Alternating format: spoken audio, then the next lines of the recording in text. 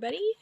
I'm here today. It's almost middle of November and I'm just working on the fall garden. I've left a lot of plants that are still alive just to see how they'll do. I think I showed you guys this before, but I just chopped off all my Brussels sprouts and I left the roots in, and now they're all sprouting new plants. And it looks like there's like 1, 2, 3 separate plants sprouting out of this stump, and the same's happening over here, so I'm gonna just leave them and see what they do. Here's my little pepper greenhouse. I've just been keeping this clear plastic on them. It's pretty thick. It's like packing material. Yeah, peppers are really green and really happy, and they have a lot of peppers on them. So far my little greenhouse experiment is working. We have not had a hard frost or anything yet though, so that'll be the real test. So I've just watered and mulched with all of these wood chips, and now I'm going to recover for the winter. Hopefully they survive. Stay tuned. So I'm dismantling this garden bed. We've dug up and made this hole along the fence garden bed that attaches to where the tomato patch is currently still. And so this guy's just in the way now. So I'm going to shovel all of this dirt onto this new lasagna bed that I've created. So this one's done already, and that one we made this summer, and so I just wanted to connect the two. Let me back up.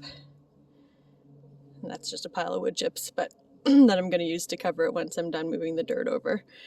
Yeah, so this is going to be a nice long garden bed, and if I have enough dirt in that square bed, then I'll start moving it over here. This is the other new space connecting to this that's already built, the first one. Check out this. I don't know what it is still. It's either a tomatillo or some kind of ground cherry. But I've tasted one and they're really sweet and like tangy. And I don't think they're a tomatillo now, because I thought that the tomatillo fruit like would burst through the paper, and these aren't doing that. They're like a little, you kind of see the shadows of them. Little tiny like tomato type things. So anyway, it's really big and really happy and flowering like crazy. So obviously enjoying this temperature. It's been about 8 to 10 degrees during the day, and it's been raining almost every single day. There's another one up there that's also doing great. The tomatoes are still producing, just not really slowly. And about half of them I pulled out because they were done, but they're still going. We haven't really had much of a frost yet. I pulled all the big ones off, and they're ripening on the kitchen counter. Still going. Running out of daylight here. I got some shoveling to do. And so I just dug up the roots from the pot plant. That's where I chopped the stem. And you can see how long it is. I think I have a better idea of what was sucking all the nutrients out of this garden bed, because the pot plant was doing fine all season, but everything else seemed to struggle. Yeah, its roots were definitely reaching. There it is. There it was. There's the new one. So we got a bit of extra dirt here, so I'm gonna put it in the wheelbarrow and move it over. over there on the other side of the arch. Start filling that, and I'm gonna cover this dirt with the wood chips. Alright, the bed is done.